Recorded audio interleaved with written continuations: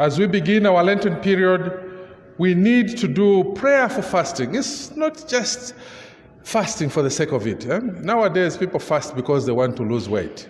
They want their bodies to look better, so they fast. But we are talking about prayerful fasting and acts of penance for our sins. I just don't want to lose weight. Maybe they have told me that there is too much oil around your heart. Therefore, I go into fasting. No, that's not the fasting we are talking about.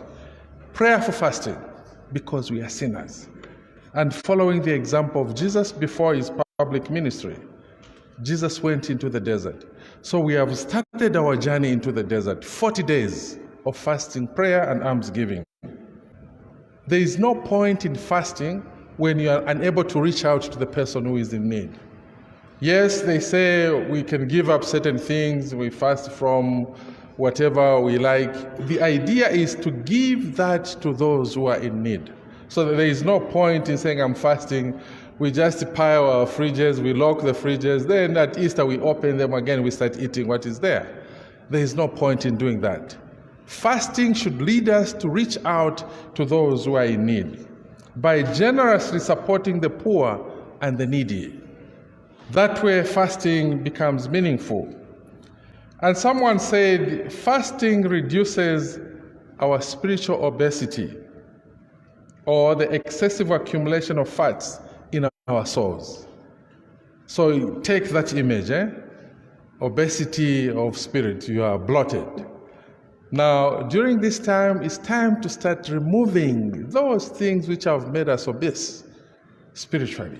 Meaning that fasting helps us reduce evil tendencies in us. Fasting helps us reduce evil habits in us and evil addictions in us. In one way or the other, we are addicted to certain sins. So this time we need to sit now and start removing, so that the good Lord may fill us with his graces. Fasting also gives us an additional moral and spiritual strength and helps us to share our blessings with the needy. That's why I was saying there is no point in fasting. You lock the pantry, then you say, no, we'll open it during Easter. There is Lazarus outside asking for help. You pretend as if you are not seeing Lazarus. There is that widow who is coming every time pestering you, help me. Then you pretend as if you are not seeing that. Then at Easter you reopen the pantry, then you start eating. Now, what's fasting? What's the point of going into the 40-day of retreat? So fasting gives us additional moral and spiritual strength so that we can reach out to the needy. And also it offers us more time to be with our God in prayer. You can't just be saying I'm fasting, but you're not praying. That's the worldly fasting. You want to look admirable. This kind of fasting we are talking about, it should lead us to God. You fast so that you commune properly with your living God.